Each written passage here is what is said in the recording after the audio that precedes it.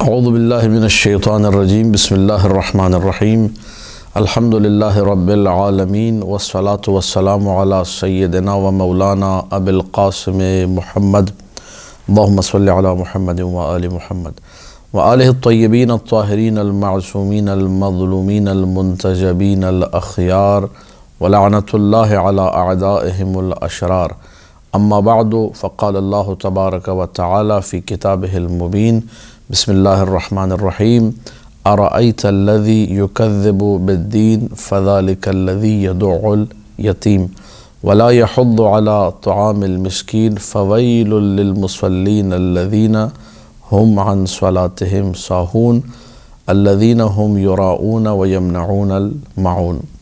قرآن مجید کا ایک اور مختصر سورہ، سورہ ماعون یا سورہ ارأیت الذی یکذب بالدین، یہ ان ناموں سے معروف ہے۔ یہ وہ سورہ ہے جو بہت سارے پیغامات ہمارے لیے لے کر آیا ہے، اور اس سورہ کے اندر نماز کی اہمیت کی طرف بھی اشارہ ہے، اس سورہ کے اندر یتیموں کے حقوق کی بھی بات ہوئی ہے، اس سورہ کے اندر تمام معصیتوں کے انجام دہی کی جو بنیاد ہے اس بنیاد کو بھی بیان کیا گیا ہے کہ انسان معصیت کرتا کیوں ہے۔ خداوند متعال جب اس سورہ کا آغاز کرتا ہے تو اس آیت کے ساتھ بسم اللہ الرحمن الرحیم کے بعد ارأیت الذی یکذب بالدین، کیا تم دیکھتے ہو کسی ایسے شخص کو جو دین کی تکذیب کرتا ہے، جو دین کو جھٹلاتا ہے، جو دین ہی کو نہیں مانتا۔ یہ کون لوگ ہیں جو دین کو نہیں مانتے؟ تفاسیر کے مطابق ابو جہل، ابو سفیان جیسے لوگ، کفار قریش جو تھے، یہ وہ لوگ تھے جنہوں نے دین کو جھٹلایا۔ اور کیسے جھٹلایا؟ آیت آگے جا کے خود بیان کر رہی۔ یہ لوگ جو کہ تکذیب دین کرتے ہیں، جب دین کو جھٹلا دیتے ہیں، دین کا نام دین ہے ہی اس لیے کہ دین کا لغت میں ایک معنی ہے جزا، مالک یوم الدین، جو صبح و شام ہم لوگ سورہ الحمد میں پڑھتے ہیں، یعنی مالک یوم الجزا، یوم جزا کا مالک۔ یہاں جو کریں گے اس کی جزا وہاں ملے گی، برا عمل ہے تو سزا وہاں ملے گی۔ یوم الدین، یوم الجزا، یوم الحساب کا مالک ہے وہ۔ تو دین کو دین بھی اس لیے کہا جاتا ہے کہ دین نام ہے ان اعمال کے مجموعے کا جن اعمال کے بدلے کو ہم نے ڈے آف ججمنٹ میں، قیامت کے دن یوم الحساب میں دیکھنا ہے۔ اچھا عمل ان عمل خیرا جزی بہ و ان عمل شرا جزی بہ، اچھا عمل ہو تو جزا ملے گی، برا عمل ہو تو سزا ملے گی۔ لہذا وہ شخص جو تکذیب بالدین کر رہا ہے، جو دین کو جھٹلا رہا ہے، مطلب اس کا قیامت پر کوئی اعتقاد نہیں ہے، اس کا آخرت پر کوئی اعتقاد نہیں۔ جب آخرت پر کوئی اعتقاد نہیں تو کرتا کیا ہے؟ قرآن نے دیکھیے کیسے لنک کیا، کیسے رب دیا۔ ارأیت الذی یکذب بالدین، کیا تم نے ایسے شخص کو دیکھا ہے جو تکذیب دین کرتا؟ اچھا، اس دور میں رہا ہوگا ابو جہل، اس دور میں رہے ہوں گے ابو سفیان و کفار قریش وغیرہ، لیکن آج کے دور کے لیے قرآن کا سورہ نہیں؟ کیا یہ آیت نہیں؟ بالکل ہے۔ تو ہم کیسے ڈھونڈیں؟ فرمایا فذلک الذی یدع الیتیم، یہ جو یتیم کو دھتکارنے والے ہیں یہ انہی لوگوں میں سے ہیں جو یتیموں کے حقوق کا خیال نہیں رکھتے، یتیموں کا مال ہڑپ کر جاتے ہیں۔ سگا چچا ہے، میراث کے مسئلوں سے واقف نہیں ہے، یتیم کو جو ہے ڈلوا دیا کسی یتیم خانے میں اور پوری جائیداد ہڑپ کر گیا۔ یہ مکذب بالدین ہے۔ اب یہاں پہ کوئی یہ بھی نہیں کہہ سکتا کہ مولوی صاحب کی تبلیغ تھی، بہت بڑا چڑھا کے بیان کر دیا، قرآن کا سورہ ہے یہ۔ اگر اسے پتہ ہوتا کہ حساب دینا ہے، اگر یوم آخرت پہ یقین ہوتا تو کبھی یتیم کا مال ایسے ہڑپ نہ کرتا۔ چلو بھائی، ہم نے مصلحت کے تحت ابھی استعمال کر لی، جب بڑا ہوگا تو دے دیں گے۔ بچہ بڑا ہو کر آیا، اس نے کہا چچا جان وہ مال دے دیجئے۔ یہ ہمارے کراچی شہر کے واقعات ہیں، پاکستان کے واقعات ہیں۔ کہا کون سا مال؟ ہم نے تمہیں پال پوس کے بڑا کر دیا، تمہیں شرم نہیں آتی ہم سے مال مانگتے؟ دھتکار دیا اس کو۔ فذلک الذی یدع الیتیم، یہ جو دین کو جھٹلانے والا یہ وہی ہے جو یتیم کو دھتکار رہا ہے۔ یتیم کو دھتکارنا از ایکول ٹو دین کو جھٹلانا، یہ قرآن کہہ رہا ہے۔ فذلک الذی یدع الیتیم ولا یحض علی طعام المسکین، اور طعام مسکین میں اس کی کوئی رغبت نہیں ہے، مسکین کو کھانا دینے میں اس کی کوئی رغبت نہیں، انہیں بھی دھتکار دیتا ہے، انہیں بھی بھگا دیتا ہے۔ تو جو بھوکے کو کھانا نہیں کھلائے، جو یتیم کے مال کو ہڑپ کر جائے، یہ دونوں لوگ تکذیب دین کرنے والے ہیں۔ اب یہاں پہ بڑی توجہ چاہوں گا، تفسیروں میں ذکر ہے یدع الیتیم کا مطلب کہ یدع کا مطلب ہے یدفع، دھتکارنا، دور کرنا یتیم کو۔ کس نے کیا یہ کام؟ تفسیر صافی اس وقت میرے سامنے کھلی ہے۔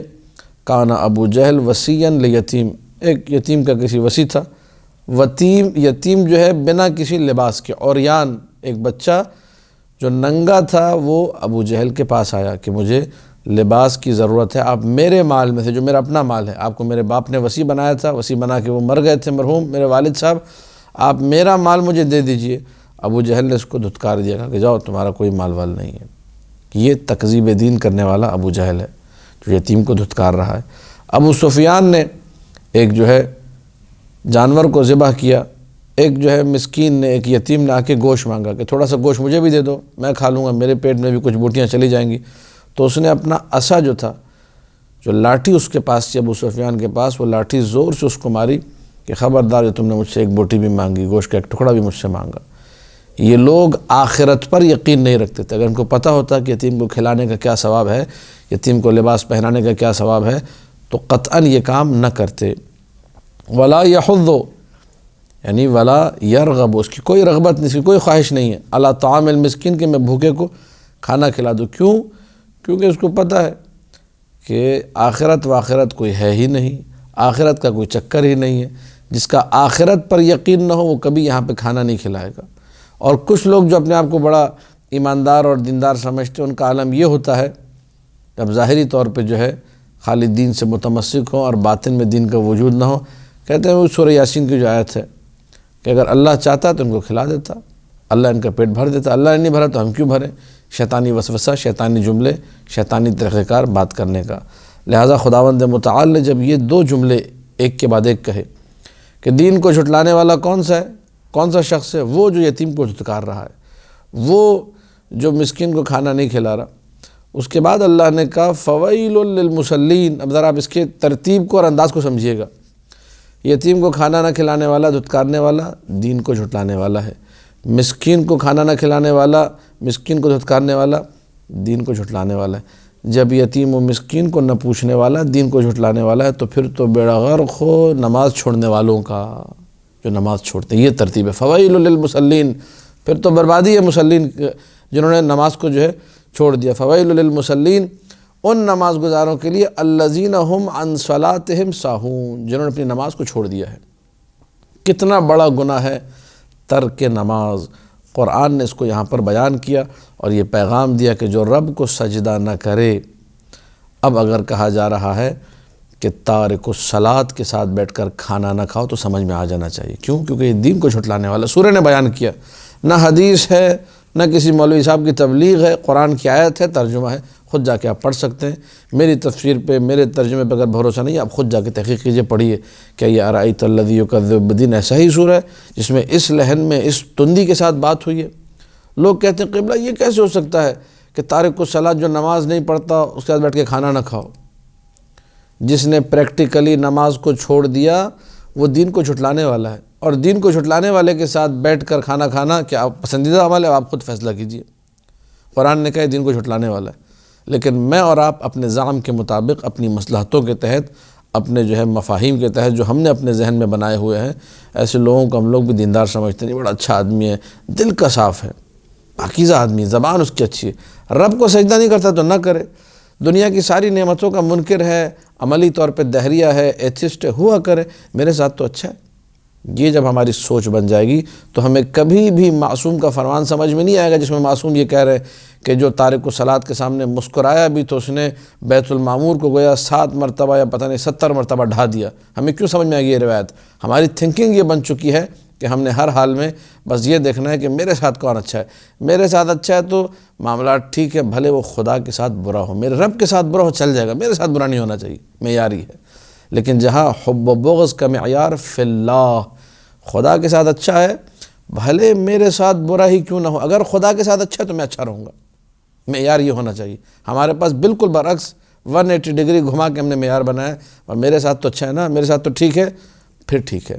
اللہ کے ساتھ برا ہے، سجدہ نہیں کرتا، نماز نہیں پڑھتا، نہیں پڑھے، مجھے کیا ٹینشن ہے بھائی، میں نے اس کی قبر میں نہیں جانا، اس نے میری قبر میں نہیں آنا، یہ جملے کہے جاتے ہیں، جبکہ یہ جملے قرآن کی تکذیب کر رہے ہیں ایک طریقے سے۔ ارأیت الذی یکذب بالدین فذلک الذی یدعو الیتیم ولا یحض علی طعام المسکین، مسکین کو لاٹھی مار کے بھگا دیا، یہ دین کو جھٹلانے والا۔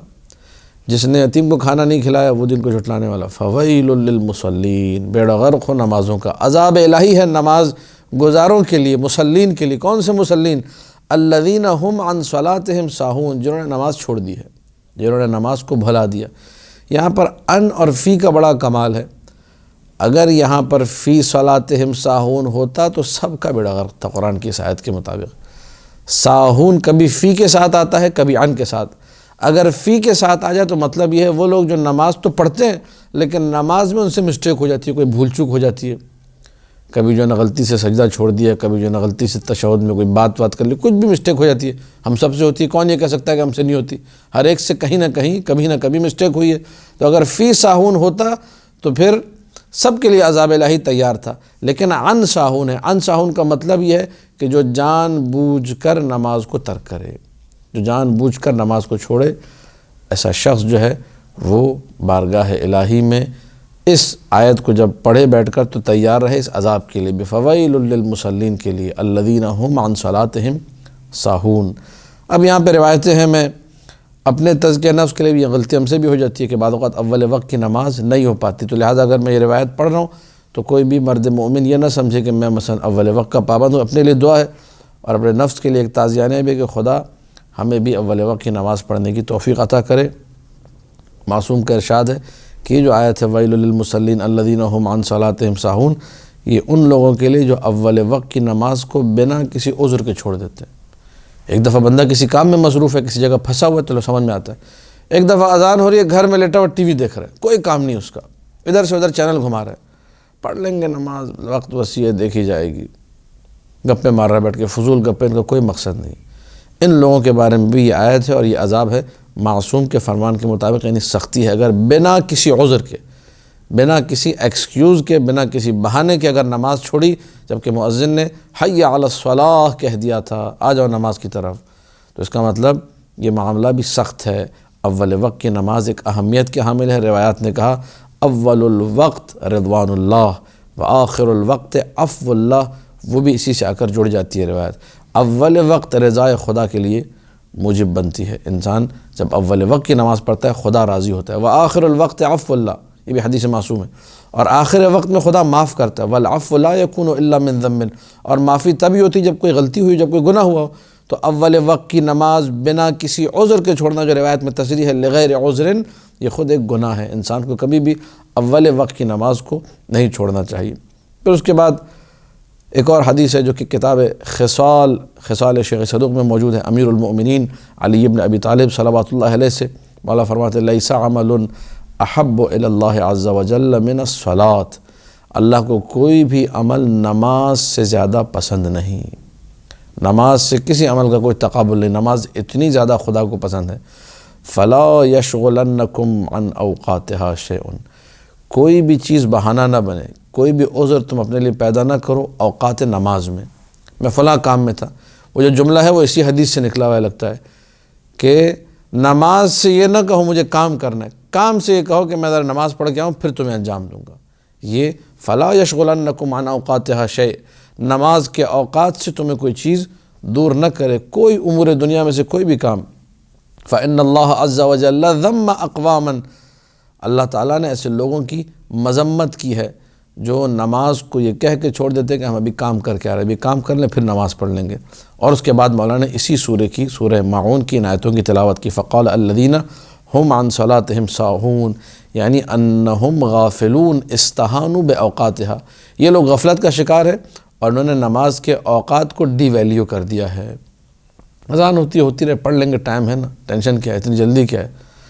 جب بعض جو ہے وہ ہم نے اپنے بزرگوں سے سنا تھا، بہرحال وہ تو ایک تفریح تھی، لیکن بعض لوگوں کو پریکٹیکلی یہ نظر آتا ہے کہ ابھی جو ہے رش زیادہ ہے، اول وقت میں تو بہت لوگ نماز پڑھتے ہیں، تو لہٰذا ہم آخری وقت میں پڑھیں گے تو ہمارا پارسل الگ سے پیک ہو کہ اللہ تعالیٰ کی بارگاہ میں جائے گا، اس لیے اینڈ میں پڑھیں گے۔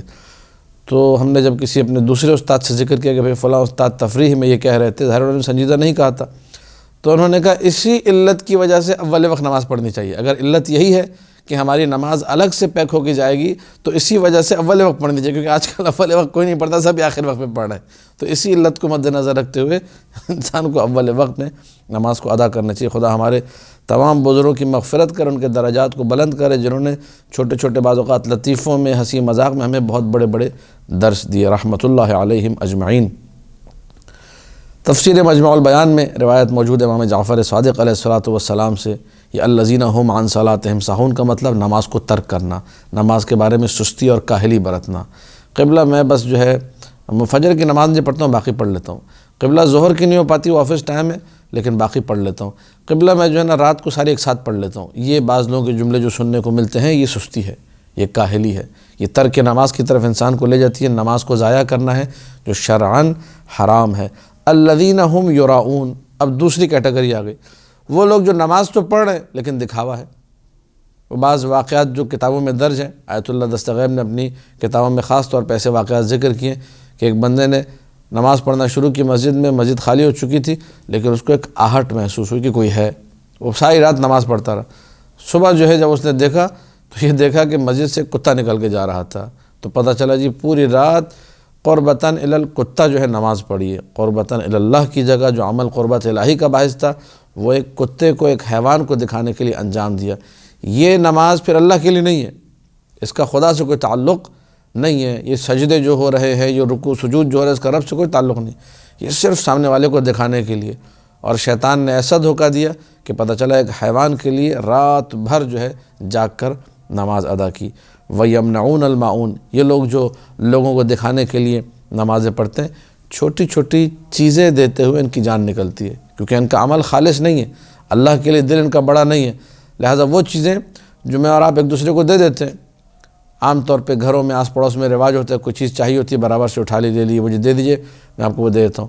یہ لوگ وہ چیزیں بھی دینے کو تیار، کوئی لائٹ ہے، کوئی ٹارچ ہے مثال کے طور پر، کوئی وائپر ہے، کوئی جھاڑو ہے، ادھر ادھر آپس میں آس پڑوس میں چیزیں لیتے رہتے ہیں، عاریہ کے طور پہ دے دیجیے گا، ذرا بھی استعمال کر کے دیتا ہوں میں، دوسرا بھی دیتا ہے۔ ان چیزوں کی اتنی ویلیو نہیں ہے۔ یہ لوگ اتنے آخری درجے کے کنجوس ہوا کرتے ہیں، کنجوس بالذات، کہ یہ وہ دینے کو بھی تیار، وَيَمْنَعُونَ الْمَاعُونَ، دینے کو تیار نہیں ہوتے۔ اور بعض روایات میں ہے ان لوگوں کے بارے میں، وَيَمْنَعُونَ الْمَاعُونَ سے مراد وہ لوگ ہیں جو خمس کھا جاتے ہیں، جو خمس نہیں دیتے۔ خمس ایک عبادت ہے، اس کو قربتاً اللہ انجام دینا ہے۔ آپ خمس دیجئے، حق سادات آپ، حق امام آپ نے دینا ہے، اپنے ہاتھ سے دیجئے، اس بات کو انجام دیجئے۔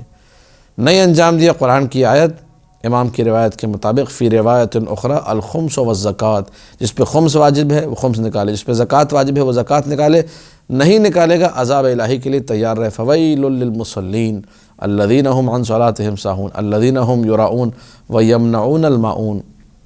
تو ایسے نماز گزار، ایک پڑھ لی، چار چھوڑ دی، ایک پڑھ لی، اس کے بعد چار کی فکر ہی نہیں ہے کہ پڑھنی بھی ہے یا نہیں پڑھنی، یا ساری کبھی ایک ساتھ پڑھ لی قضا وقت میں، اس کو وقت میں ادا کرنے کی کوشش نہیں ہے۔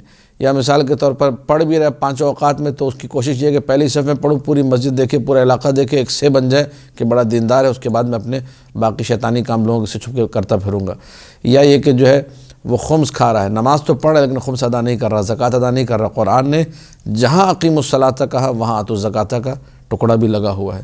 تو مالی حقوق بھی ہم نے ادا کرنا ہے۔ لہٰذا یہ سورہ کئی پیغامات لے کر آیا معاشرے کے حوالے سے۔ ہر وہ عمل جو معصیت پروردگار کی طرف انسان کو لے کر جائے، تو اس کی بنیاد میں تکذیب دین ہے، دین کو جھٹلانا ہے، چونکہ اس کو یوم جزا کا اعتقاد نہیں، آخرت پہ بھروسہ نہیں، لہٰذا اس طریقے سے بدماشیاں کر رہا ہے۔ نمازیوں کے بارے میں سخت ترین آیات آئیں کہ وہ نمازی جو دکھاوے کی نمازیں پڑھتے ہیں، یا ایک پڑھ لی چار چھوڑ دی والی نمازیں، ان کا خدا سے کوئی ربط نہیں۔ یہ لوگ بھی، جب ایک یتیم کو کھانا نہ کھلانے پہ انسان دین کو جھٹلانے والا ہے، تو نماز چھوڑنے والا کتنا بڑا دین کو جھٹلانے والا ہوگا۔ لہٰذا دعا ہے خداوند متعال سے کہ ہمیں اس سورہ کے پیغامات کو سمجھنے کی اور اپنے ضمیر کو، اپنے وجدان کو جھنجھوڑنے کی توفیق عطا کرے۔ یہ سورہ بھی جو ہے ان سوروں میں سے ہے کہ جس سورہ کو اگر اپنی واجب نمازوں میں یا مستحب نمازوں میں پڑھا جائے تو اللہ سبحانہ و تعالی نمازیں بھی قبول کرتا ہے، روزے بھی قبول کرتا ہے، اور اس کو بنا حساب و کتاب کے جنت میں روانہ کرے گا۔ دنیا میں اگر غلطیاں ہو بھی گئی، اللہ اس کی شفاعت کروائے گا، معاف کرے گا اس کو۔ لم یحاسبہ بما کان منہ فی الحیات الدنیا، یہ سورہ پڑھتا رہے گا، آخرت پر اپنے اعتقاد کو ڈیولپ کرتا رہے گا، مضبوط کرتا رہے گا۔ یوم حساب، یوم جزا، یوم انشاءاللہ قیامت کا دن جو آ رہا ہے وہ دن ایسا ہے کہ میرے سارے معاملات وہاں ہوں گے، میرا حساب و کتاب وہاں ہوگا، میری نیکیوں کی جزا وہاں ملے گی، میری برائیوں کی سزا وہاں ملے گی۔ خداوند متعال اسی عقیدے کی بدولت، اس بھروسے کی بدولت کہ یوم جزا آ رہا ہے، اس کے گناہوں کو معاف کرے گا، اسے جنت میں روانہ کرے گا۔ دعا ہے خداوند متعال سے ہمیں سورہ کو پڑھنے کی توفیق عطا کرے اور دنیا میں ان لوگوں میں سے قرار دے جو دوسروں کے حقوق پامال نہیں کرتے، اول وقت میں نمازوں کو ادا کرتے ہیں اور ایک دوسرے کے ساتھ اچھے طریقے سے زندگی بسر کرتے ہیں۔ والسلام علیکم ورحمۃ اللہ وبرکاتہ۔